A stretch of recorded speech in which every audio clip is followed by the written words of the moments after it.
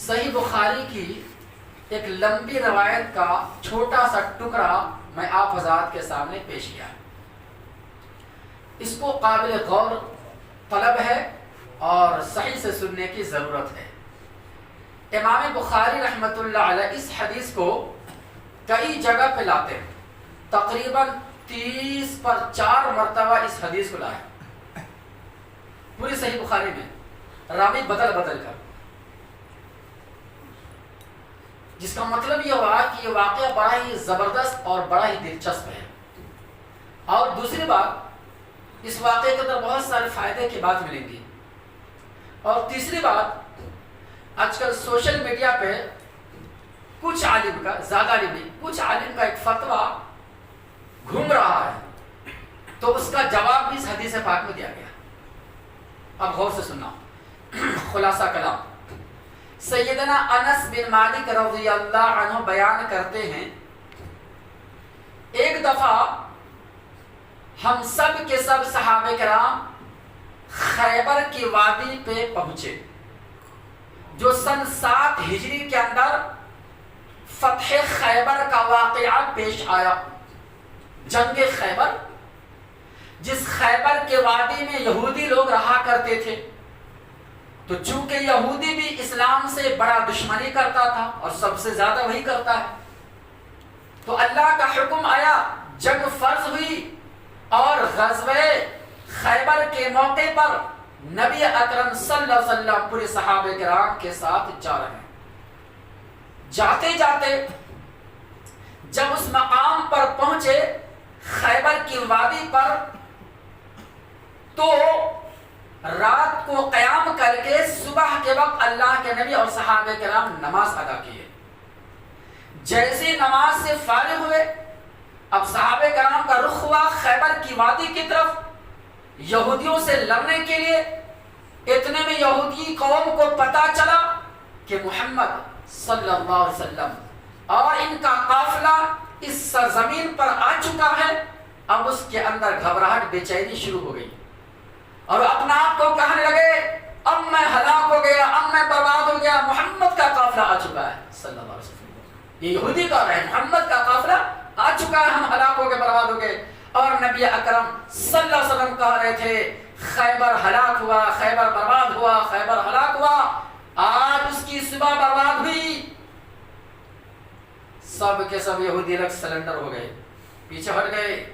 اب جنگ میں نہیں بھیڑ سکتے، کہ ان کو یقین تھا کہ نبی سے لڑوں گا، نبی کے صحابی سے لڑوں گا تو ہماری مشکل ہے، ہماری زندگی برباد ہو جائے گی.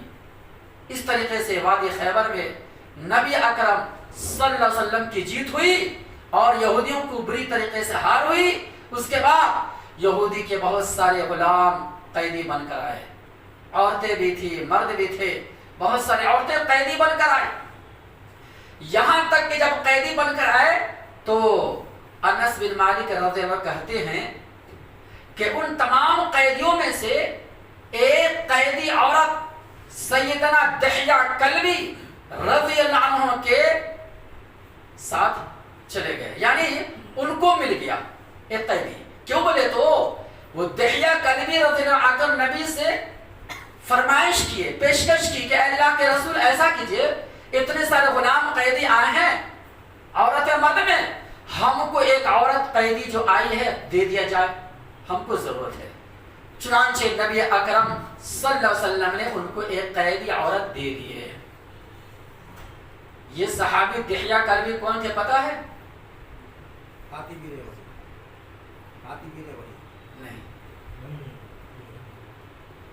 نہیں معلوم، سن لو، بہت بڑی پیاری بات. یہ دحیہ کلبی رضی اللہ عنہ وہ صحابی ہے جو جبرائیل علیہ السلام ان کی شکل میں نبی کے پاس آتے تھے. اللہ اکبر، کسی اور شکل میں نہیں، دحیہ کلبی کی شکل میں. یہ بہت خوش نصیب صحابی. تو ان کے پاس ایک عورت قیدی جو آئی تھی یہودی کی طرف سے جنگ میں، ان کے پاس چلے گئی، اس کے مالک ہو گئے. تو اتنے میں کچھ لوگ نبی کے پاس آئے. جب معلوم ہوا کہ ایک قیدی ان کے ہاتھ لگ گیا، اس قیدی عورت کا نام کیا تھا پتہ ہے؟ صفیہ. ہاں جزاک اللہ، صفیہ رضی اللہ عنہا. یہ کون تھی معلوم ہے؟ یہودی قبیلے کی سردار کی بیٹی تھی، قبیلے بنو قریظہ، قبیلے بنو نذیر، جو سردار، اس سردار کی بیٹی تھی صفیہ بنت حوی ابن اخطب رضی اللہ عنہ، یہ پورا نام ہے۔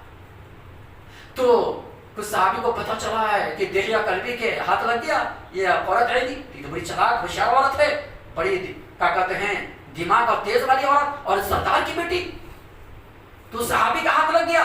تو صحابہ کرام آ کر کہنے اللہ کے نبی ایسا کیجئے، ان کو دوسرے قیدی کو دے دیجئے اور یہ آپ اپنے پاس رکھ لیجئے۔ کیوں؟ اس لیے کہ اس بڑے سردار کی بیٹی ہے، یہ آپ کو کام آئیں گی۔ چنانچہ ایسا ہی ہوا، دحیہ کلبی کو بلایا گیا اور بڑے پیار محبت سے کہا دحیہ ایسا کرو، تم کو دوسرا قیدی دے دیتا ہوں، یہ مجھے دے دو، کیا منظور ہے؟ فوراً خوشی خوشی قبول ہو گیا، ہاں اللہ کے نبی بالکل، چنانچہ لے لیا گیا۔ اس کے بعد صفیہ رضی اللہ تعالی عنہا کو نبی اکرم صلی اللہ علیہ وسلم نے پہلے آزاد کیا۔ کیوں؟ پہلے لونڈی تھے نا، آزاد کیا۔ آزاد کرنے کے بعد خود نبی اکرم صلی اللہ علیہ وسلم نے ان سے نکاح کر لیا، تو آزادی ہی مہر ٹھہر گئی۔ اس کے بعد صحابی رسول کہتے ہیں کہ خیبر اور مدینہ کے بیچ میں 3 روز 3 رات ہم لوگ قیام کیے اللہ کے نبی۔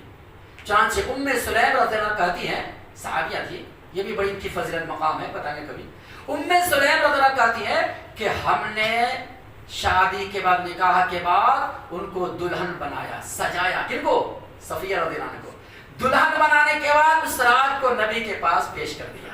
اللہ کے نبی اکرم صلی اللہ علیہ وسلم شب عروسی گزارے، یعنی شب زفاف منایا، جسے کہتے ہیں شادی کے بعد پہلی رات شب زفاف منائے۔ کل ہو کر کے اللہ کے نبی نے کہا صحابی سے، میرے صحابیوں دیکھو ہم لوگ ابھی مسکین ہیں، یا یوں کہہ لو ہم لوگ ابھی تنگی حالت میں ہیں، لہذا جن کے پاس جو ہے سامان سب اکٹھا کرو، ولیمہ کے طور پر ہم لوگ کھانے کا انتظام کریں گے۔ چنانچہ کوئی کھجور لے کے آیا، کوئی پنیر لے کے آیا، کوئی گھی لے کے آیا، اس طریقے سے ایک صحابی تو ستو لے کر آئے، یہ سارے کے ساتھ لایا گیا اور سب ایک جگہ ملا دیا گیا اور کہا کہ سب لوگ کھاؤ، یہ ہمارا ولیمہ ہے جو صفیہ رضی اللہ تعالیٰ سے نکاح ہونے کے بعد کیا جا رہا ہے۔ چنانچہ صحابہ کرام ولیمہ کے طور پر یہ کھانا پیش فرمائے۔ اب اس واقعے سے کیا بات معلوم؟ بہت ساری باتیں، اب تفصیل میں جانا نہیں چاہتا، وقت نہیں۔ ایک بات تو واضح کلیئر ہے جو صحیح بخاری کی روایت، کیا واضح یہ ہے کہ بہت سارے کچھ مولوی سوشل میڈیا پہ کیا کہتے ہیں، نکاح کے فوراً بعد اگر ولیمہ کر لیا جائے تو ولیمہ ہو جاتا، سنے ہوں گے نا، جبکہ ایک بھی کوئی صحیح روایت اس سلسلے نہیں ہے کہ نکاح کے فوراً بعد ولیمہ کرے تو ہو جاتا۔ اب شادی کا کھانا کا الگ مسئلہ، کھا سکتے کہ نہیں کھا سکتے کیا ہے وہ الگ مسئلہ، لیکن ولیمہ کے نام پر دعوت کرنا اور یہ کہنا یہ ولیمہ کا کھانا نکاح کے فوراً بعد، غلط، یہ سنت کی مخالفت ہے۔ یہ عام کھانا کر سکتے، کھانا حلال ہے، اس کو حرام نہیں کر سکتے، وہ اپنی جگہ پر ہے، لیکن اس کو ولیمہ کا نام دے کر کھانا کھانا یہ بالکل درست نہیں ہے، یہ عام کھانے میں شمار ہوگا۔ ولیمہ کب ہے؟ شادی کے ایک رات کے بعد ولیمہ ہوتا ہے۔ ہاں اگر کسی کی طاقت نہیں ہے تو کل ہو کر نہیں تو دوسرے دن کر لیں، دوسرے دن نہیں تو تیسرے دن، اتنا گنجائش تو ہے، لیکن نکاح کے فوراً بعد یہ فتویٰ دینا کہہ دینا کہ ولیمہ کرنا چاہے کر سکتے۔ ایک مولوی صاحب تو یہاں تک بولے نکاح کے 1 گھنٹہ بعد کیا، ادھر نکاح ہوا 2 منٹ کے لیے بیاوی مل گئے، بس ولیمہ کھا لو، بس 1 منٹ ولیمہ حلال ان کے یہاں، 1 منٹ میں ولیمہ حلال۔ ایسے بھی ہے، آپ پڑھو نام نہیں لوں گا بھائی، اس لیے کہ نام لیں گے تو ویسا نہیں وضو ٹوٹ جائے، بس اتنا سمجھنا، بڑی ہستی ہے۔ کہنے کا مطلب یہ ہوا کہ کیسے حدیث کے خلاف ورزی ہو رہی، واضح حدیث ہے۔ اور ایک بات اور، کسی بھی علماء سلف کے علماء سے کسی کا اختلاف ہی نہیں، اگر ہوتا بھی چل کسی مسئلے اختلاف ہے تو جو مان لیا جائے، ہاں کچھ اہل کا اختلاف، علماء سلف میں سے کسی کا بھی نہیں، یہ میرا چیلنج ہے، دعویٰ آپ پیش کر سکتے ہیں، سلف کے علماء میں سے کسی کا اس میں اختلاف ہی نہیں ہے کہ ولیمہ نکاح کے فوراً ہونا، سب کے اتفاق نکاح کے 1 دن بعد ولیمہ ہوتا ہے، شب زفاف کے بعد 1 رات کے بعد، چاہے بیوی سے صحبت کرے، ہم بستری کرے یا نہ کرے وہ الگ مسئلہ، وہ شرعی قید، بلکہ شب زفاف یہ قید ہے۔ یہ حدیث بتلا رہی ہے کہ اللہ کے نبی شب زفاف منائے صفیہ کے ساتھ، شب عروسی منائی، کل ہو کر کے ولیمہ کیا، چاہے تو اسی دن وہ کر سکتے۔ اس کے علاوہ اور بھی دلیل ہے، ایک دلیل کافی ہوگی، صحیح بخاری کا کیا چاہیے؟ اللہ سے دعا کر اللہ تعالیٰ ہم تمام مسلمانوں کو دین کے صحیح سمجھ اور نیک عمل کی توفیق عطا فرمائے، آمین یا رب۔